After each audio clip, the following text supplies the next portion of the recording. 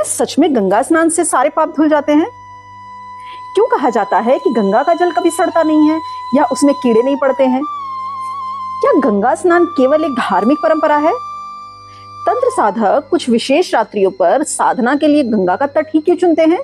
आज हम जानेंगे पुराणों, ग्रंथों और तंत्र के अनुसार गंगा स्नान के वो चमत्कारिक रहस्य जो इससे पहले शायद कभी आपको विस्तार से नहीं बताए गए हैं। वीडियो को अंत तक जरूर देखिएगा, क्योंकि आखिर में बताने वाली हूँ गंगा स्नान की वो सही विधि जिससे कि उसका पुण्य कई गुना बढ़ जाता है। जय माता दी मित्रों, आप देख रहे हैं नमो नमः, जहां पर हम आपको अपने सनातन धर्म के व्रतों, पर्वों, मान्यताओं और पूजा विधियों की शुद्ध सही सरल जानकारी आप तक पहुंचाते हैं। और मैं हूं अंबिका दुबे। आज के इस पावन वीडियो में हम बात कर रहे हैं माँ गंगा और गंगा स्नान की।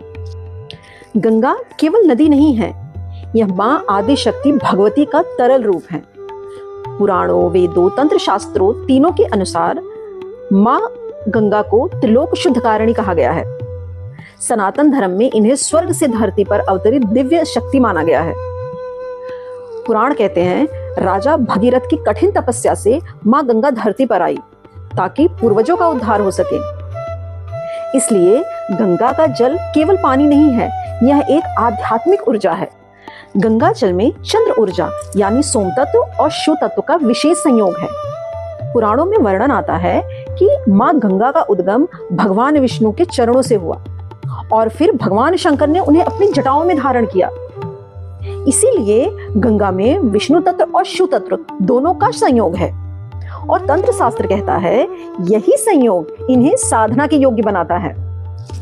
गंगा उत्तर दिशा की ओर बहती है और उत्तर दिशा दैवी शक्तियों की दिशा मानी गई है। गंगा स्नान से साधक की कुंडलिनी ऊर्जा जागृत होने में सहायता मिलती है। स्कंद पुराण के अनुसार तो गंगा स्नान करने से अश्वमेध यज्ञ के बराबर पुण्य फल प्राप्त होता है। लेकिन एक गूढ़ रहस्य यह भी है कि यह स्नान जो है वो श्रद्धा और संकल्प से किया जाए तो यह फल मिलता है। तांत्रिक मत के अनुसार गंगा जल में सोम तत्व प्रबल होता है, जो हमारे मन, चंद्र और इड़ा नाड़ी से जुड़ा हुआ है।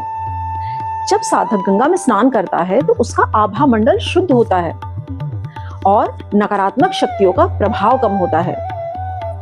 तंत्र शास्त्र में तो बिना गंगा स्नान किए कोई साधना है ही नहीं। मीन्स गंगा स्नान के साधना के पहले गंगा स्नान को अनिवार्य माना गया है।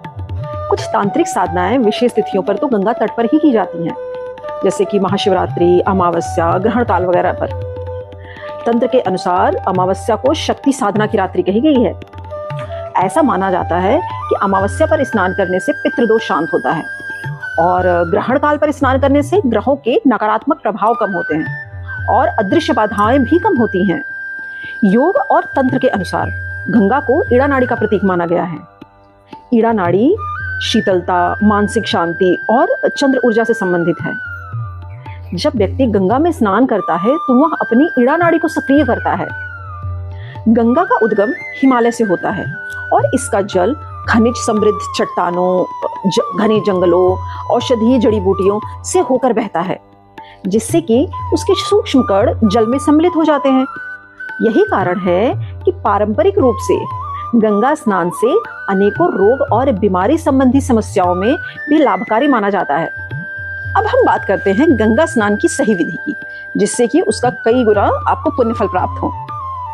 तो जब आप गंगा स्नान करने जाएं तो गंगा तट पर पहुंचने के बाद माँ गंगा का जल स्पर्श करें। थोड़ा सा जल हाथ में लेकर माँ गंगा को प्रणाम करें। प्रणाम करके मन ही मन उनसे अनुमति लें कि हे माँ गंगे, मुझे अपने जल में प्रवेश करने की अनुमति दीजिए।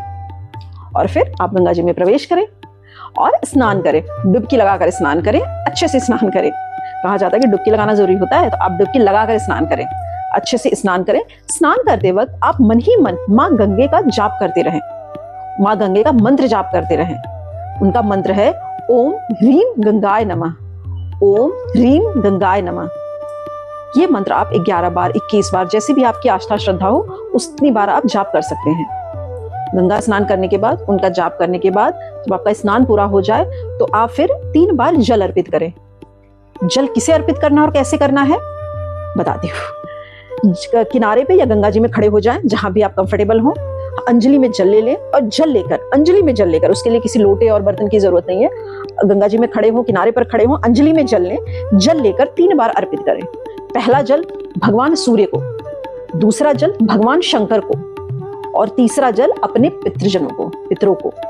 ये 3 बार आप जल 3 अलग अलग लोगों को अर्पित करें और इसका कई गुना पुण्य फल प्राप्त करें।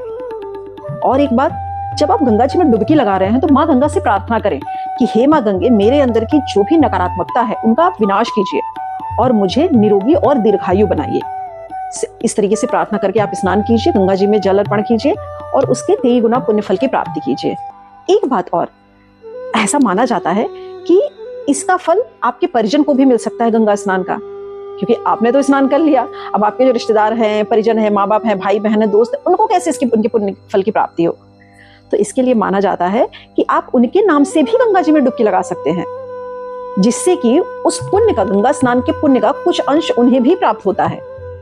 तो जो भी आपके करीबी हैं, जिनको भी आप पुण्य कराना चाहते हैं, उनके नाम से भी आप गंगा जी में डुबकी लगाइए। और सबसे इंपॉर्टेंट बात, गंगा माँ बहुत ही निर्मल, बहुत ही पवित्र है। तो जब भी आप स्नान के लिए जाइए, आस्था से जाइए और पवित्रता से स्नान कीजिए। माँ गंगा को गंगा रहने दीजिए, उसे स्विमिंग पूल मत बनाइए। पुराण कहता है गंगा मोक्षदायिनी है और तंत्र कहता है गंगा ऊर्जा जागृत करती हैं।